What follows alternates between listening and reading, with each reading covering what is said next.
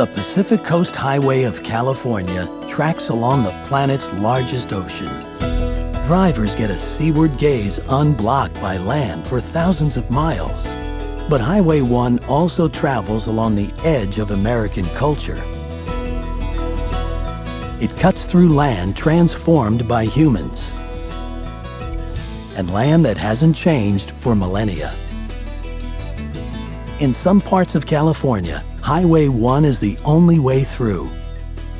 And some days, nature tries its hardest to keep you from passing at all. The road heads straight into the heart of America's left coast, a city born overnight with the gold rush that boasts America's most iconic bridge and most notorious prison. The Pacific Coast Highway is one of the world's most scenic drives. But the road is more than that. It's a pilgrimage, a reconnection to California's history, its nature, its mythology. Today, we're going to take that journey from the air. A journey through the spirit of California, through the spirit of America.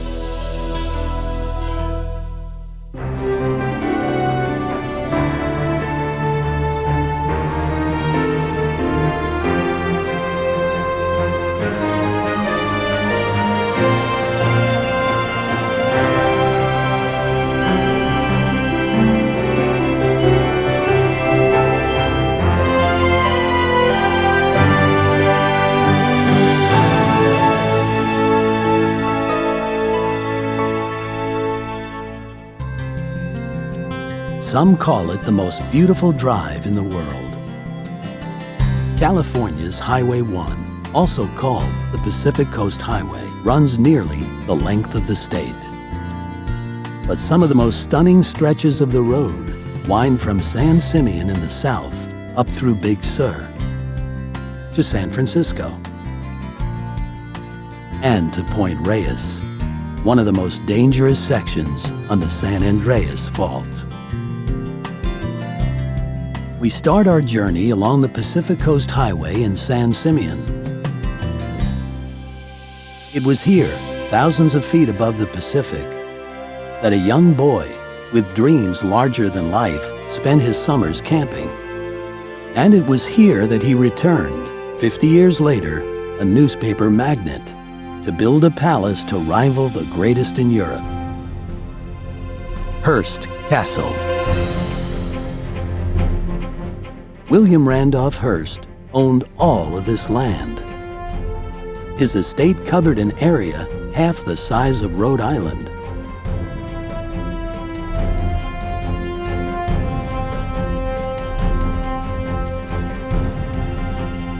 Hearst was the Rupert Murdoch of the early 20th century. Through his 36 newspapers, he tried to control the country's political agenda. And at Hearst Castle, he entertained the powerful and luminous. Before Highway 1 was built, his guests had to arrive by boat. Once on the castle's private drive, they'd see Hearst's zoo loose upon the hills: antelopes, zebras, bison, camels, kangaroos, even giraffes. Guests included Hollywood's elite: Charlie Chaplin, Clark Gable, Joan Crawford, Cary Grant. Stars came to Hearst Castle. They had little choice. Turn down an invitation from Hearst and your career could be over. Hollywood director Orson Welles found the tycoon in his castle an irresistible target. His 1941 film Citizen Kane was set at a palace called Xanadu, where a ruthless tyrant lived with his talentless second wife. Hearst retaliated by nearly ruining Welles' career. The castle itself is modeled after a medieval cathedral Hearst had admired in Spain. George Bernard Shaw said, "It was the place God would have built if he had the money." Hearst's guests stayed in chateaux surrounding the main house. Hearst's bedroom was at the front of the castle, between the two towers and overlooking the Pacific. His mistress's bedroom was just next door. Altogether, the estate is a hodgepodge of European styles, a mosaic of Hearst's memories and obsessions. He spent 30 years and millions of dollars building this estate. Hearst died before it was completed. And after his death in 1951, the castle was donated to the state of California. Now more than 1 million people visit every year. You can even throw your own private party for $16,000. Behind San Simeon, Lake Nacimiento and the wine country of Paso Robles offer a refuge from big city life.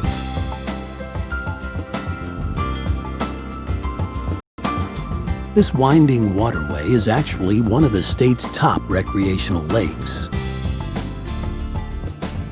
Engineers dammed the Nacimiento River in the 1960s, creating a reservoir with 165 miles of shoreline and countless coves. Its calm, temperate waters make it ideal for water skiing. There's no speed limit on the lake, making it slightly dangerous, but heaven for anything that revs.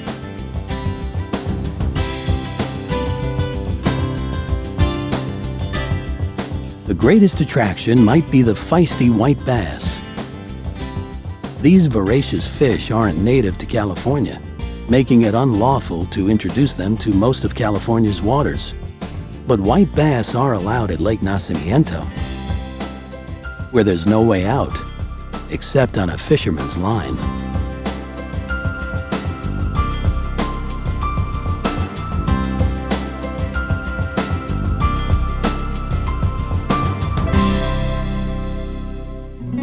A little further inland, the oak-covered foothills give way to the farmland of Paso Robles.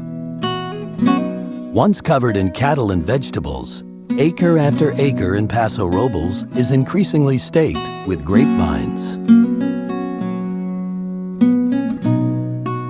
The region just south of Paso was featured in the 2004 movie Sideways.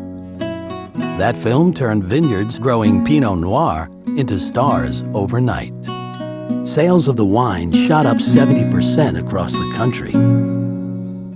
But Paso itself is the new star of the Central Coast wine explosion. It's the fastest growing region in California's $3 billion wine industry. Vineyards have been in production here since the late 19th century, but most often, grapes were shipped north to the wineries of Sonoma and Napa Valley. But in the 1980s, more vineyards in Paso started making their own wine. And within the last decade alone, the number of winemakers has tripled here. Some 26,000 acres of vineyards now feed 170 local wineries. It takes 6 to 8 clusters of grapes to produce a bottle of wine. That's about 200 grapes a glass. Big Reds are Paso's signature: Cabernet Sauvignon, Merlot, Syrah, and Zinfandel.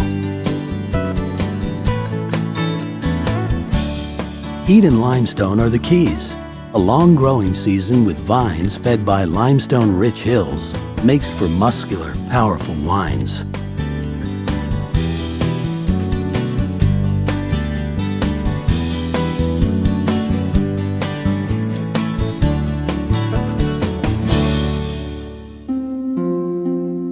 Farmers have transformed the land and economy of California, but nature hasn't entirely surrendered the coast. Fog is never far from the Pacific Coast Highway. On summer days, it shrouds the road. Sometimes, the fog devours it. It sweeps in from the Pacific as warm summer air from the west hits the cold coastal waters. These waters cool the air flowing over. It condenses into a dense mist and creeps inland, up over the mountains. It's a local pastime to talk about all the different sizes and shapes the fog forms. The fog can sneak up on you, like the American poet Carl Sandburg once described, on little cat feet.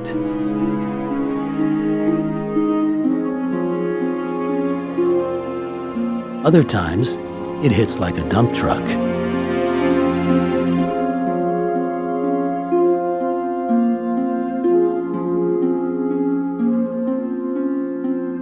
But you don't need fog to make the drive along Big Sur treacherous.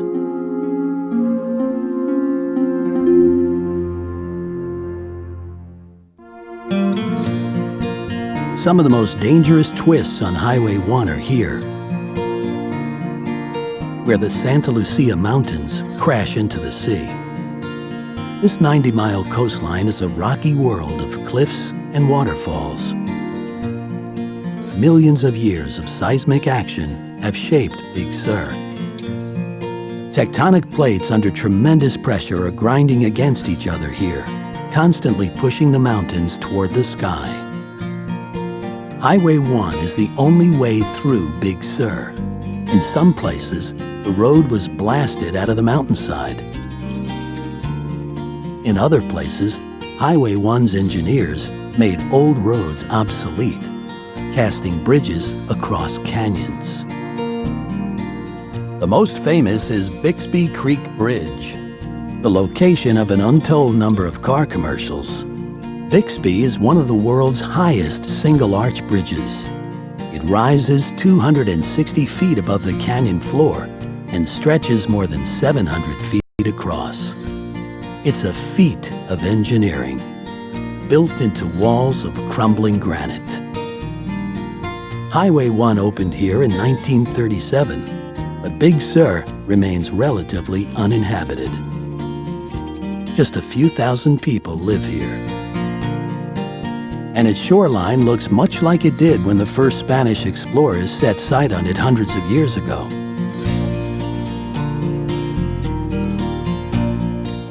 It's a fearful-looking coast from the sea.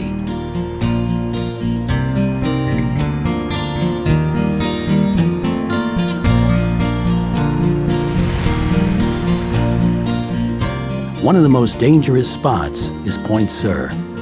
But since the late 19th century, this lighthouse has helped protect mariners. It sits on volcanic rock, and until Highway 1 was built, it was a pretty isolated existence for the lighthouse keepers. They were more likely to get a visit from a prehistoric animal than the mailman.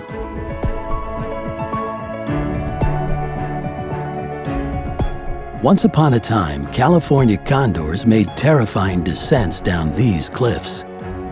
They flew on huge black wings, 10 feet wide, from tip to tip. And at the bottom, swarms of condors would rip into the carcasses of whales. Condors flew these hills for millions of years, until they disappeared in the 1950s. But a zoo breeding program has brought the condor back. Sightings are still extremely rare, yet every so often, a driver along Highway 1 can peer down and see North America's largest bird once again feasting at the shore.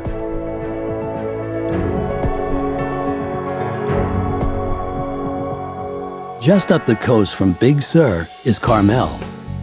It was here that an 18th century priest ended a journey that took him through hundreds of miles of wilderness.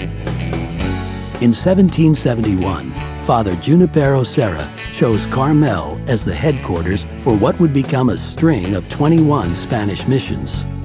These missions cemented Catholic Spain's control over California. Carmel is far from wild these days. Tourists come for the Tony art galleries and boutiques. Town laws are strict.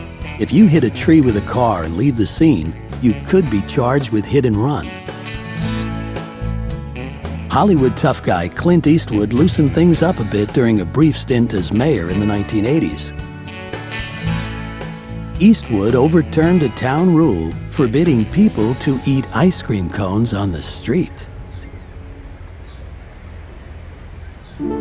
Outside of Carmel, a community of nuns with traditions stretching back to medieval times has built a house of worship. They petitioned to build the monastery here after a nun in their order was made a saint in 1925. Although Highway 1 passes right in front of it, the monastery remains a quiet home for these nuns living in seclusion.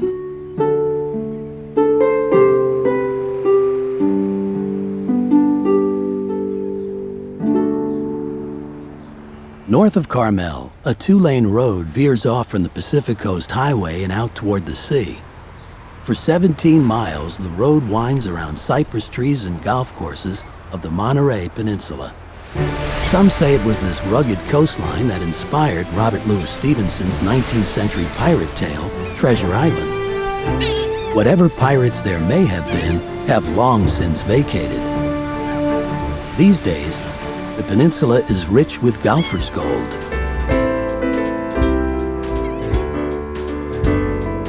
The 17-mile drive is home to several top courses.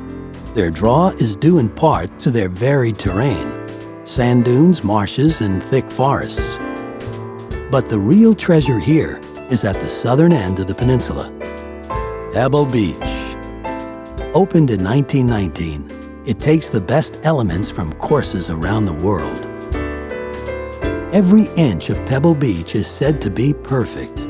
There are no ordinary holes here, and the holes along the mighty Pacific are standouts. At 106 yards, the downhill 7th is one of the shortest holes, but don't be misled, it's also one of the most difficult in golf. With bunkers all around and a fierce ocean wind, it takes a sensitive touch on this tightly trapped green.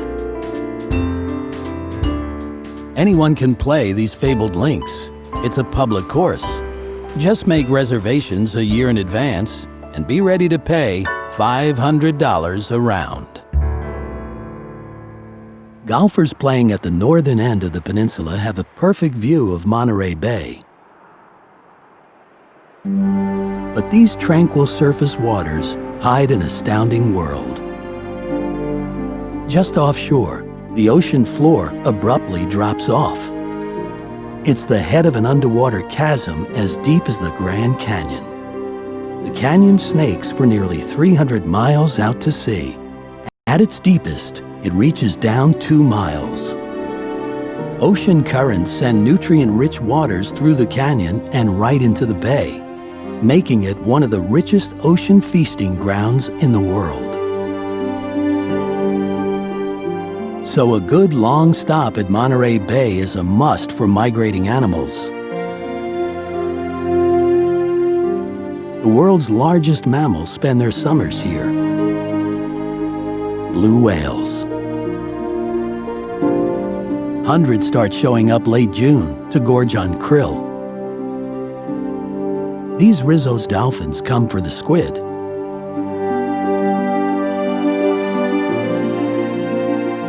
They're large compared to other dolphins. They like to swim in groups of about 30 and rarely come close to shore. And unlike blue whales, these dolphins stick around here all year round.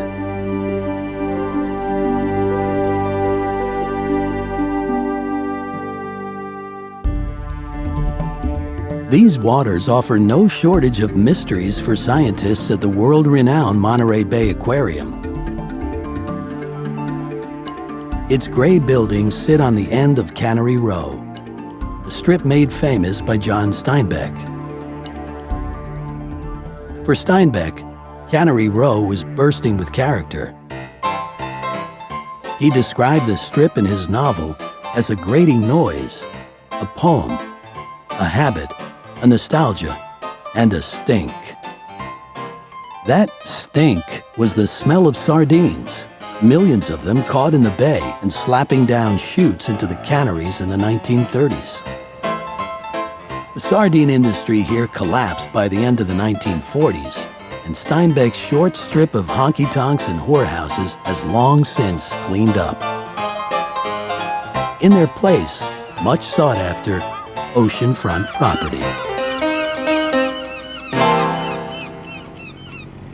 Behind Monterey Bay, a blanket of farms stretches for 100 miles. It's Salinas Valley, the salad bowl of America.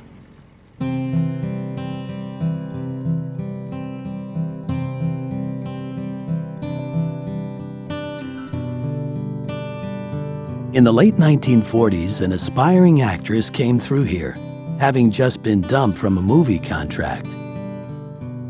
She took a job modeling for a local jewelry store. The local Artichoke Association thought that was a waste of her talents. So they decided on the spot to crown her Miss Artichoke Queen.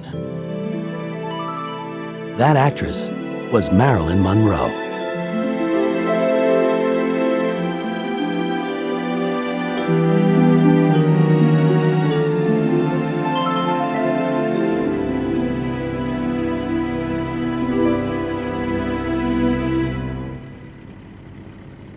Agriculture is California's biggest industry, and Salinas is the heart of it.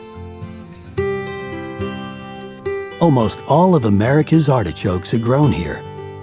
This valley also boasts over 80% of America's lettuce and half of the nation's cauliflower, mushrooms, and broccoli. Salinas alone is a $3.5 billion farm economy. But this valley has seen its share of hard times. Steinbeck wrote about it in his epic, The Grapes of Wrath. After the book was published, he was vilified in his hometown for taking the side of Dust Bowl-era migrant workers. Salinas eventually forgave Steinbeck. And few people here would disagree with him when he said Salinas was the most beautiful place on earth. He called its land the pastures of heaven.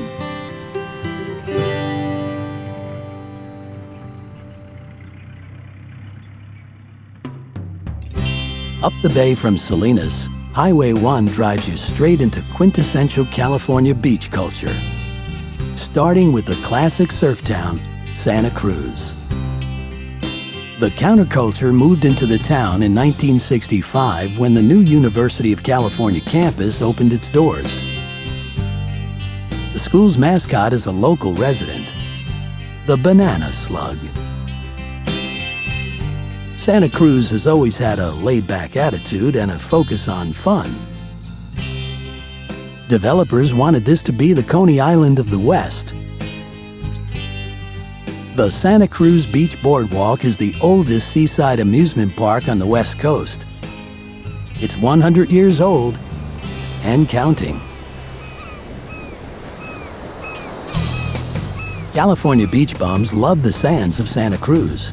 And at first glance, these northern elephant seals at Ano Nuevo seem to share the laid-back attitude. During the molting season, they nap all day. But appearances can be deceiving. These seals are resting before an epic voyage. For 8 straight months, some will swim halfway across the Pacific and back in search of food. Molting season is R&R time.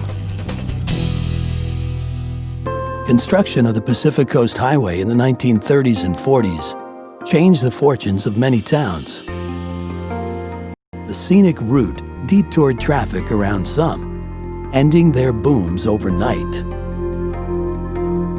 For others, it runs right through. It transformed the isolated coastal town of Half Moon Bay into a destination spot worthy of a Ritz-Carlton and the Half Moon Bay golf links.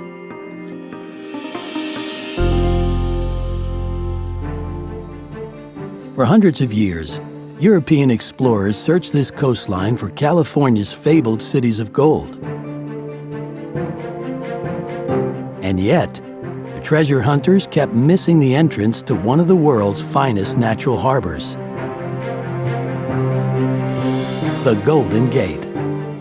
It was hidden for so long because this is what explorers would see: a rocky shoreline, turbulent waters, and no hint of an opening.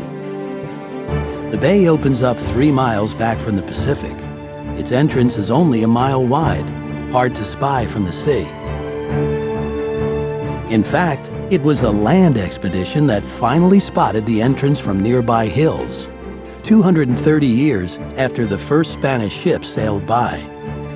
A 19th century army captain gave the passage its name, Golden Gate.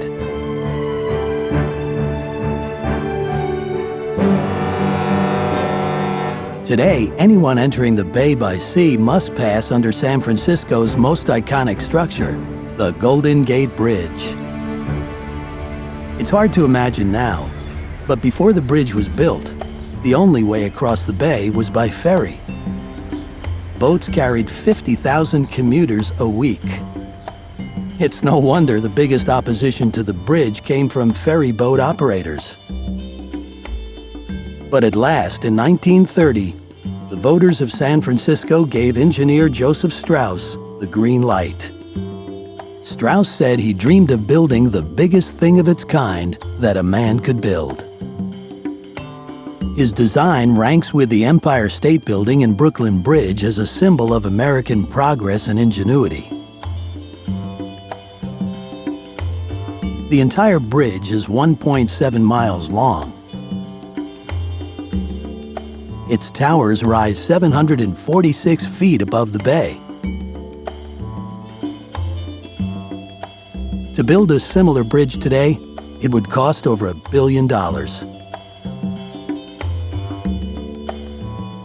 In 1937, the Golden Gate made its debut as the world's longest suspension span. Its 2 main cables reach 4,200 feet from one tower to the other. It's called a suspension bridge because the roadway hangs from the cables. The cables are held up by the 2 towers and anchored at either end of the bridge. And while most bridges at the time were painted black, the Art Deco Golden Gate was painted a reddish orange to catch the light and make it stand out in fog.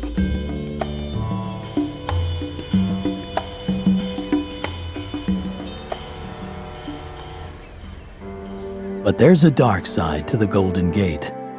It's the world's leading suicide spot. Some call it a monument to death. More than 1,200 people have jumped from the bridge, the first jump 3 months after it opened. It's a 4-second fall, with jumpers hitting the water at 75 miles per hour. The few people who survived hit the water feet first at a slight angle. And survivors say they regretted the jump the second they left the bridge.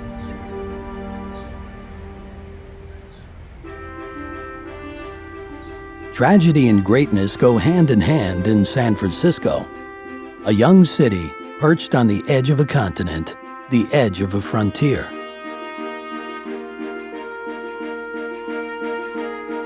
When gold was found in the nearby hills in 1848, San Francisco exploded. Before, only 10,000 people of European descent lived in all of California. But the gold rush brought hundreds of thousands of people here, all in search of a golden dream. Freedom of spirit, freedom of thought, a freedom to experiment. No American city embodies that more than San Francisco.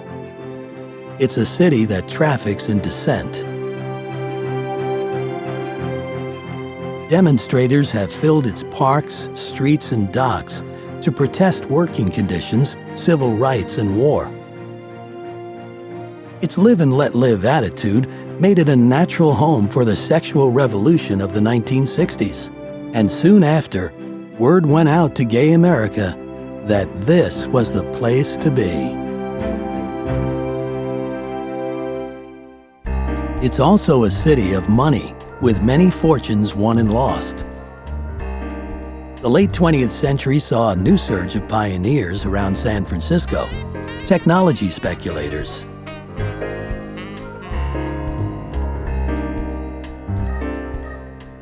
But when the dot-com bubble collapsed in 2001, hundreds of thousands of people lost their jobs, and investors lost trillions of dollars.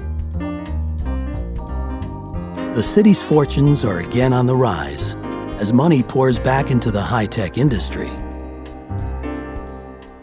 As far as great cities go, San Francisco is relatively small, with 750,000 residents snuggled onto a 46-mile tip of land. That small size also makes for some of the most expensive real estate in the country. San Francisco has contributed the words beatnik and hippie to the dictionary, but it also gave us yuppie. Despite its international reputation for peace, love, and understanding, the coast of San Francisco for centuries was armored with formidable defenses. More than a dozen military posts surround the mouth of the bay, now preserved in the Golden Gate National Recreation Area. They're the largest collection of military installations in the country, many built to defend the city during World War II. Fort Point is at the base of the Golden Gate Bridge. It's a pre-Civil War structure, but soldiers stood watch here up through World War II. At its greatest strength, the fort had 100 cannons. The most powerful had a 2-mile range. Preparations for World War II were massive in San Francisco. The coast was set up with a vast network of anti-aircraft guns, underwater mines, observation posts, and air patrols. A historian called the city one giant cannon aimed at the Pacific. But no attacking force ever came close to San Francisco. In the end, World War II left behind another legacy in San Francisco. Soldiers came home feeling disconnected, alienated.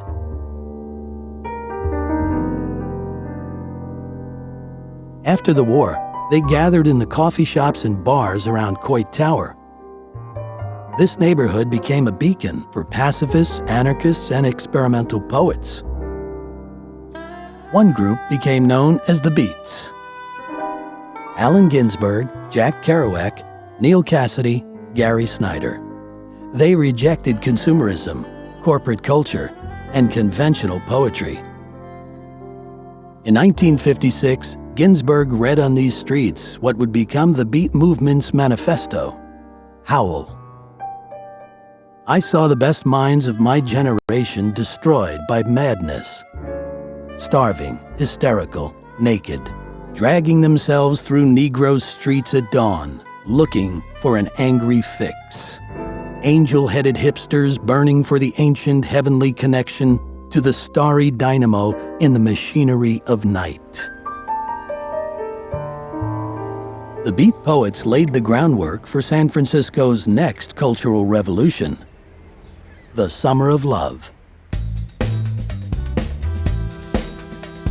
Golden Gate Park and Haight-Ashbury were the epicenter of America's youth culture in 1967. The Grateful Dead, Janis Joplin, and the Hells Angels lived here. And tens of thousands of hippies came from all over, shacking up in communal pads around the park. They gathered here to follow psychedelic guru Timothy Leary's advice. Turn on, tune in, drop out. All summer long, the park was filled with music and hippies dancing naked. One recalled, "Every day was a celebration of life." With flowers in their hair, they were protesting Vietnam and rebelling against the repression of the 1950s. Golden Gate Park and the Haight are still a cultural magnet. The park is also home to a museum at the forefront of California's green movement. The new California Academy of Sciences building is made with recycled materials and powered by sunlight. Its undulating roof will be covered with plants to soak up pollution.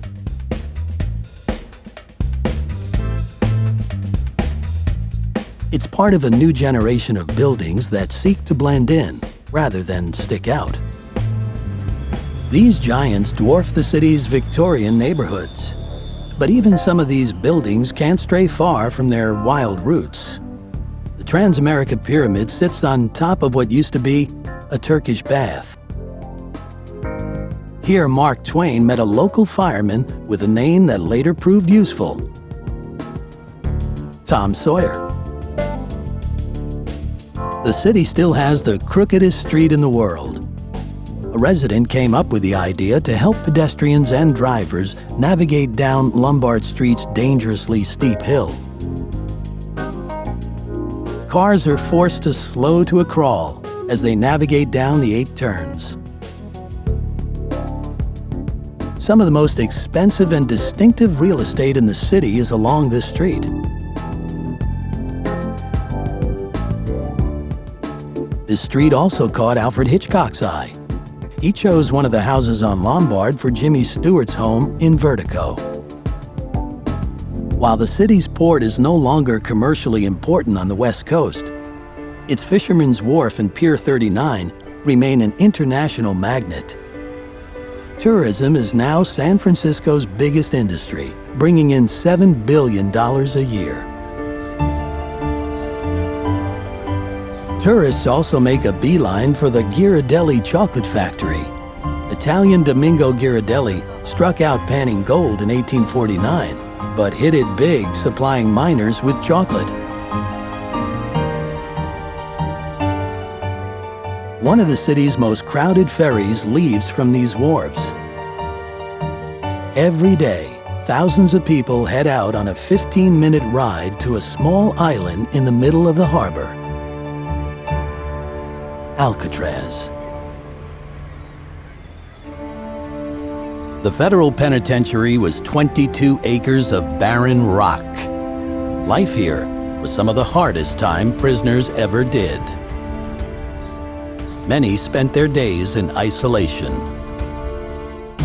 And to look out of their cell windows toward San Francisco's skyline only reminded them of the freedom they'd lost. It drove some prisoners nearly insane.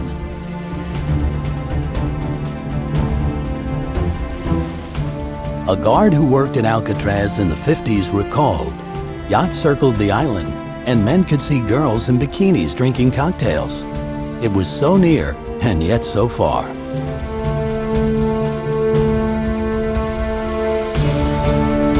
Alcatraz was a federal experiment. Its criminals weren't America's most murderous. They were the ones the prison system couldn't control, prisoners most likely to escape.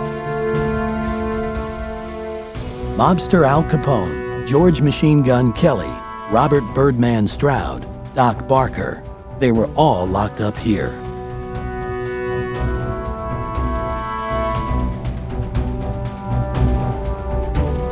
Surrounded by treacherous waters and outfitted with state-of-the-art technology, Alcatraz was supposed to be escape-proof.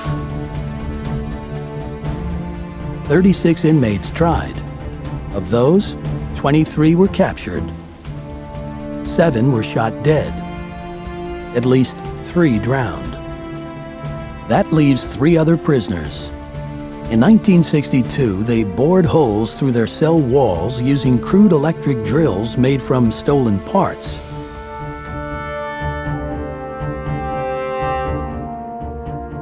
With makeshift rafts, they plunged into the water.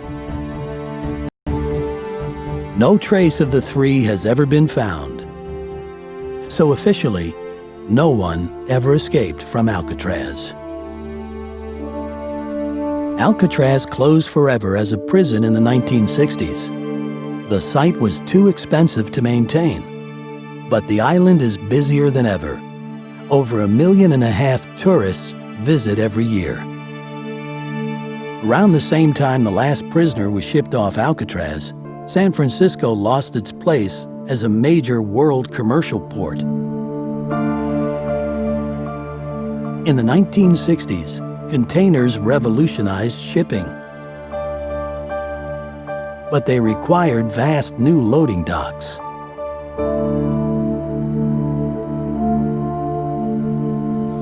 and San Francisco had run out of room, so its neighbor across the bay, Oakland, took over.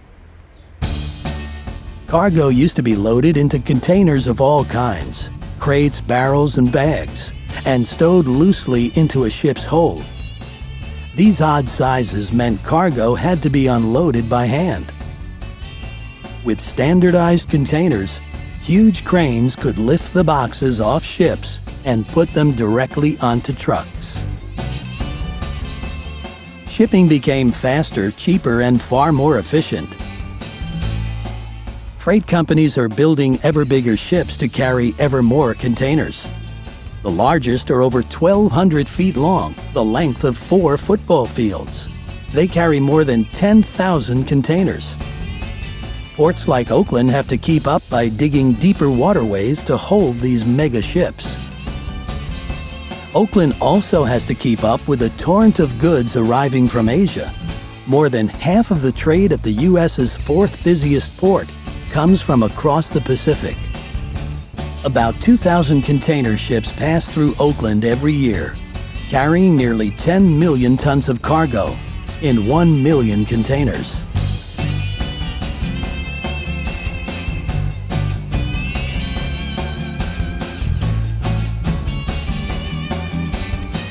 The port's 36 cranes have also left a mark on popular culture. They inspired the Imperial Walkers in the movie The Empire Strikes Back.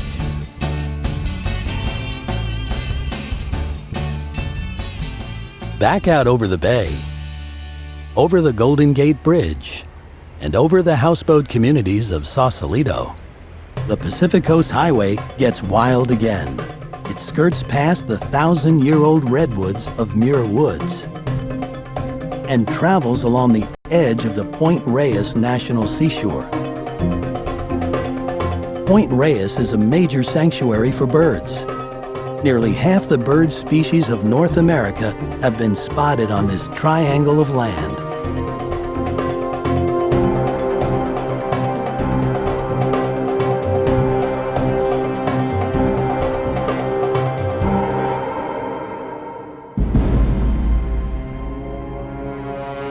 But one of the most powerful and dangerous places in the world starts underneath the peninsula: the San Andreas Fault. Here, two giants meet. It's where the Pacific tectonic plate grinds up against North America. On April 18, 1906, the plates suddenly sprang against each other at the fault, unleashing the most damaging earthquake in American history. The fault ripped apart here at the shoreline of Stinson Beach and tore north through the center of Tomales Bay. The shaking lasted less than a minute, time enough for this entire peninsula to jump 20 feet north. The lighthouse survived intact. The quake had only knocked the lens off. But in San Francisco, 3,000 people would die. The epicenter of the 7.8 magnitude quake was right outside San Francisco's Golden Gate.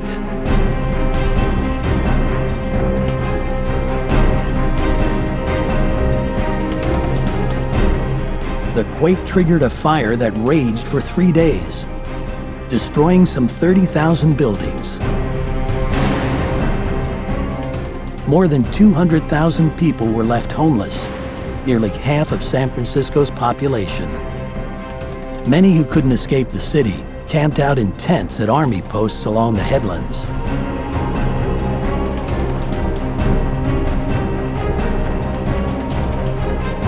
There's a good reason why the #1 fear among San Franciscans is crossing bridges. A 1989 quake collapsed a section of the Bay Bridge. The threat of another massive earthquake here is very much real. It's only a matter of time. Millions of years of tectonic shifts and centuries of pioneers have shaped this land. In just 250 miles from San Simeon to Point Reyes, we've seen the incredible range of California's glories. One of the most spectacular private homes ever built in America. the fabled links of Pebble Beach. Rare glimpses of an underwater world so rich and so deep that it feeds the largest mammals on the planet.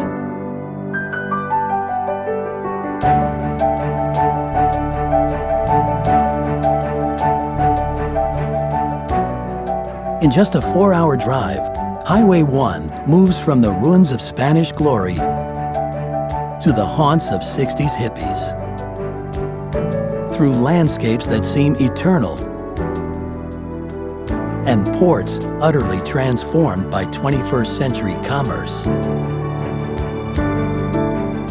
Past, present, future, they're all here in the place that has so often set the pace for the country. The heart and soul of California.